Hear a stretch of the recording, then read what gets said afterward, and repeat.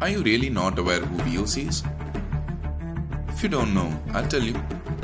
The voice against white tyranny arose in the 1790s from the south, and it was the voice of Veerapandiya Kattabomman, Subramanyam Siva, Mahakavi Bharati, Tirupur Kumaran, Satyamurthy, Vanjinathan. Several war cries for independence have erupted from TamilNadu. To name them all is near close to impossible. The Tamils, who fought fearlessly against the aggression of the then ruling British, fought imperialism in every possible way. And the most important one of them all, who gave the British a taste of their own medicine, who went tit for tat and shook the foundation of the British trade was V.O.Chidambaranar, deemed the most dangerous man to the British. Despite having enough money to tour the world without any worries, he decided to stand and fight for his country. The Swadeshi movement ignited by V.O.C. rose on par with the non-cooperation movement and gained momentum.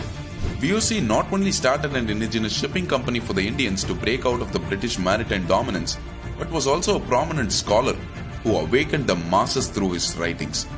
Independence of the British nation was not his only objective. He also stood for the social liberation of its people, revolting for the enslaved coral mill workers in Tuticorin and propagating class representation in 1920s are a few episodes of his heroic action. Periyar, the father of the Dravidian movement, praised V.O.Chidambaranar by saying, "I started engaging in public service only after seeing him." Unable to fight V.O.C., the British snatched the barrister title from him, but his efforts to struggle for freedom did not end there. The British authorities arrested V.O.Chidambaranar, charging him to be a traitor, and punished him with 2 life sentences, a total of 40 years. Indian prisoners collected money to help him get out of jail.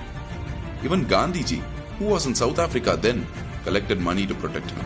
After numerous protests in and outside of India, the British judiciary decided to reduce his sentence to 4 years in prison and 6 years in exile. During his time in prison, V.O.C. was tortured to pull oil press machines that were usually pulled by bull those days, deteriorating his health completely. In a letter to the British Queen, an official had written, "Chidambaram is the most dangerous of the Indian freedom fighters.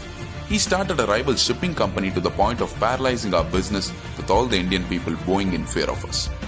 V.O.Chidambaranar is an everlasting name, not only in the history of Tamil Nadu, but also in the history of Indian independence. समझा?